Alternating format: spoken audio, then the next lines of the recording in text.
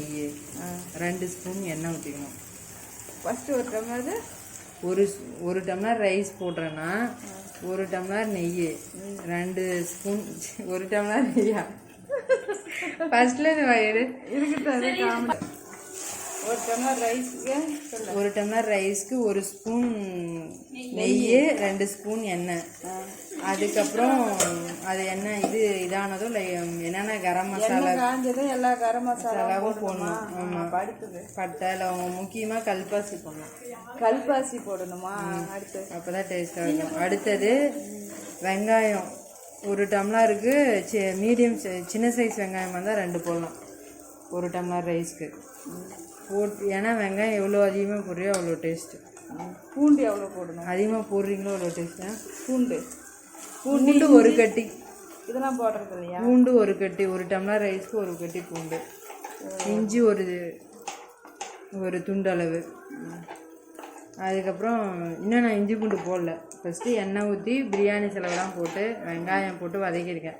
இஞ்சி பூண்டுலாம் எங்கே இருக்குது? அப்புறம் பச்சை மிளகா, கொத்தமல்லி, புதினா இதை மட்டும் நல்லா எண்ணெயில் வதக்கிடணும். ஃபஸ்ட்டு வெங்காயம் வந்து 5 போடு. 5 4 தான் போட சொன்னேன். 1 டம்ளருக்கு 4 தக்காளி, 1 டம்ளருக்கு 1 தக்காளி போதும்.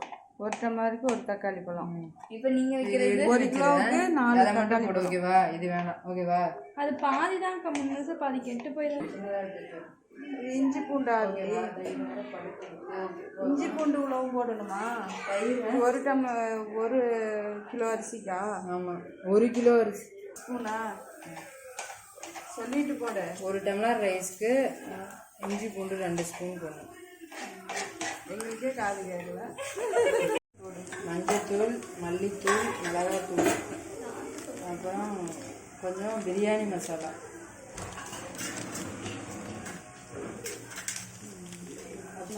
கொஞ்சம் கரம் மசாலா. சரி, தக்காளி போடணும்னு சொல்லவே இல்லை. சரி, இதோ தக்காளி போட்டு எடுத்துக்கோங்களா?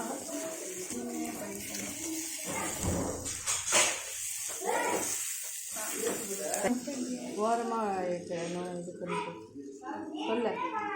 அடுத்து நெக்ஸ்ட்டு தக்காளி வதங்கினதும் தயிரை போட்டுடணும். அவ்வளோதானா?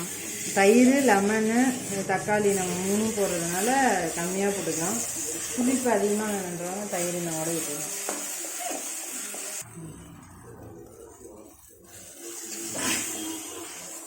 என் கூட போடுவோம். அவ்வளோ போடுற நீங்க தானே போட நல்லா இருந்துச்சு. இது போதும். சாப்பிட நல்லா இருக்குன்னு சொன்னாங்கன்னா பரவாயில்ல. கம்மியாக போடுன்னு சொல்லிட்டு இவ்வளோ 3 ஸ்பூன் போட்டுருக்கீங்க. சரியா லெமன் கொஞ்சம் கம்மியாக போடலாம். லெமன் இங்கே இருக்கு.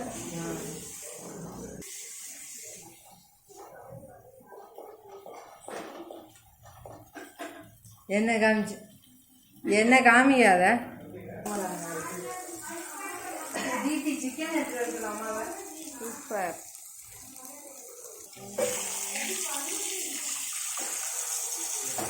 சொல்லிட்டேன். மஞ்சத்தூள் போட்டு வாஷ் பண்ணோம் சிக்கனை.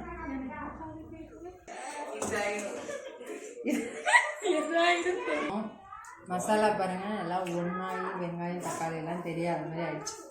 இப்போ சிக்கன் ஆட் பண்ணோம். அரிசி கழுவி போட தேவையில்ல.